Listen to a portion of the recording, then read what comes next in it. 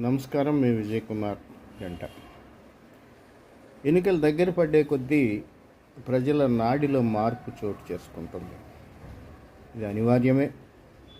అయితే విజయవాడ పార్లమెంట్ నియోజకవర్గంలో కూడా ఈ పరిస్థితే తలెత్తుతుంది. గతంలో ఉన్న పరిస్థితులకు భిన్నంగా ఈ 4-5 రోజుల్లో వాతావరణం చోటు చేసుకుంది. దీనికి కారణం అభ్యర్థుల అనుచరులు, ఓటర్ల పట్ల ప్రవర్తించే తీరు, ఓటర్ల పేరుతో చేసేటువంటి మోసాలు, ఇవన్నీ కారణం కావచ్చు. ఇప్పుడు వరకు మనకు లభించిన సమాచారం ప్రకారం పార్లమెంట్ నియోజకవర్గంలో ఖచ్చితంగా 3 స్థానాల్లో వైసీపీ అభ్యర్థులు ఓటమి పాలవుతారని ఓటర్లు తమ మనోగతాన్ని బయటికి వెళ్ళగక్కుతున్నారు. ఆ నియోజకవర్గాలు ఏంటో వివరిస్తాను.